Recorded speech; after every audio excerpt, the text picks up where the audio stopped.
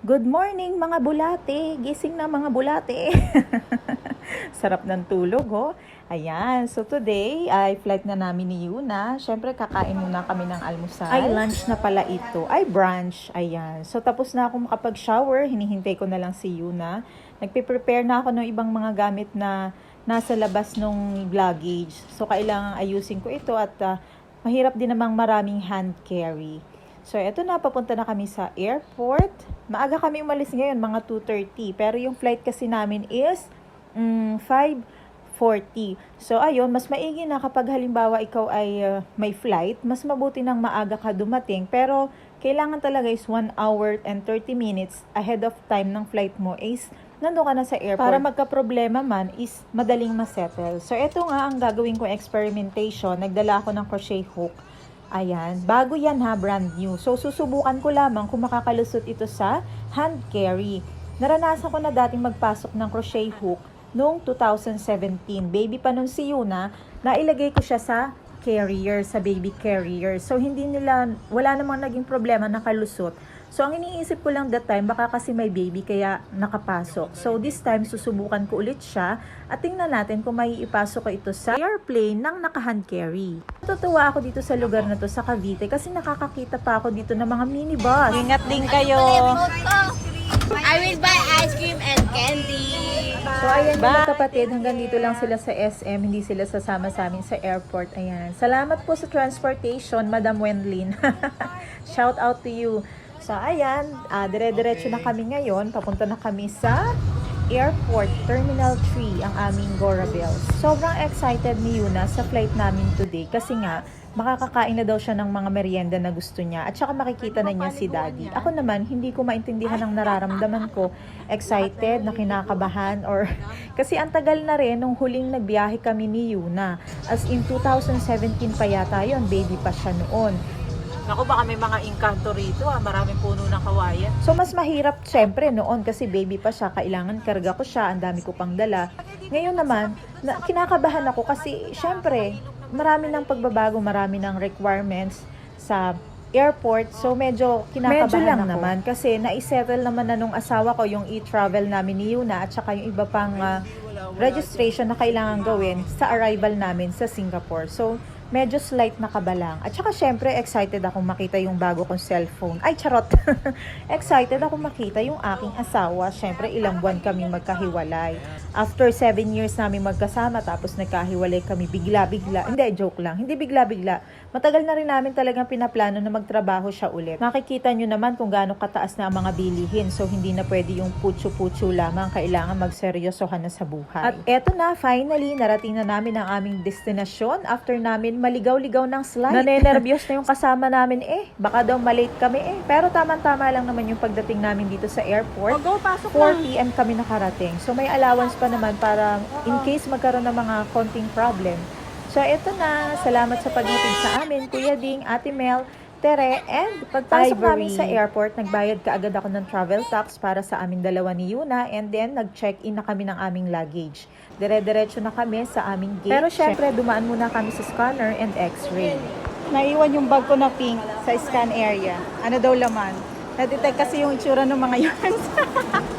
Sabi ko mga yarn. Ayun, akala ko nga maiiwan yung mga yarns ko kasi kakaiba yung itsura niya kapag dumaan sa x-ray.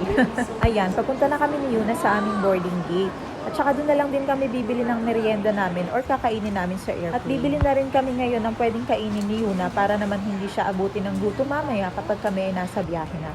At eto nga pala ang update, mga kapatid.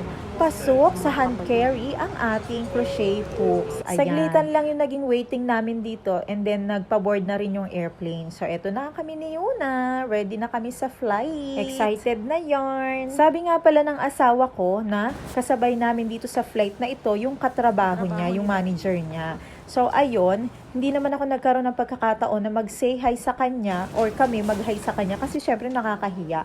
Hindi pa naman kami nagkakilala sa personal. Kahit na naipakilala na niya sa akin sa video call, pero syempre iba pa rin pag personal nakakahiya. So, ayan, next time na lang.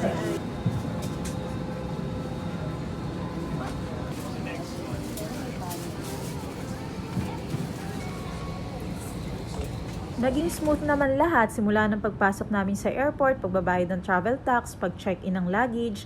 Yung luggage nga pala namin, dapat 20 kg lamang yung maximum. Tapos, na-shock ako kasi 22 kg na pala. Mabuti na lang at mabait naman ang Jetstar kasi inalaw nila yung 22 kg. Basta daw next time kailangan ay 20 kg lang. Pero bago naman niya inalaw yon, is tinimbang niya muna yung aming hand carry kasi meron naman kaming tig 7 kg ni Yuna na hand carry. So ayun, pasok naman sa banga. Ito nga pala yung sandwich, binili na namin sa airport ito. At syempre, alam nyo na ang presyo niyan kapag ganyan. Excited ka na? Ito na nga, natatanaw na namin ang lupain ng Singapore. Ayan. Hindi makakasundo ngayon sa amin si Daddy kasi may trabaho siya. Hindi siya nakapag-off. So ngayon, ang susundo namin is si Mama at saka si Papa, yung aking in-laws. At eto na nga po, oras na para kami ay bumaba. Medyo nakakanerbyo. Siyempre, hindi pa ako makakahinga ng maluwag-luwag yan hanggat hindi pa kami nakakalagpas ng immigration.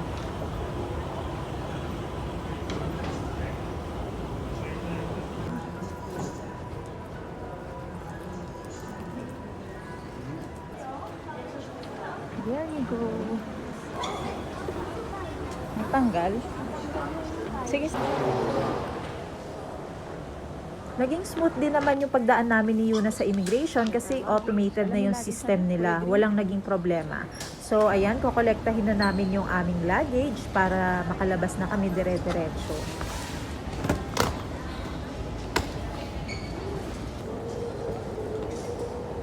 Kita mo na? Ayan o, natatakpan ng ano. There. There. There. There. Come on.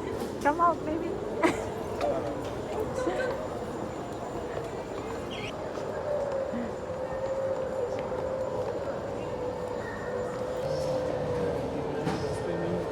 At dahil sarado na yung mga kainan dito sa terminal na ito, lilipat kami sa Terminal 1 para doon kumain. Kasi doon mas marami pa daw yung restaurant na bukas. So ayun, nakikita niyo ba yung girl? Meron siyang tote bag, crochet tote bag. So medyo nainggit ako sa point na to kasi hindi ako nakagawa ng pang sarili kong bag. Nakatulad nung sa kanya. Di bale, pag uwi, gagawa ako. Tingkitera lang ang peg. So eto na, sa Terminal 1 na kami, maghahanap kami ng restaurant na pwede namin kainan. Malaysian food for dinner. Ano? Nice? Sarap.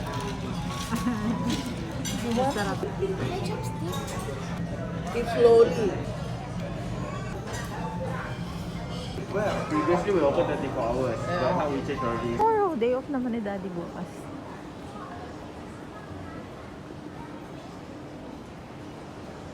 Eto na, tapos na kaming kumain, kaya naman sumakay na kami ng taxi, pauwi sa bahay nila Daddy. Finally, andito na kami, nakapag-shower na din. Anong oras na? 12:56 na. Waiting na lang kami kay Daddy. Daddy!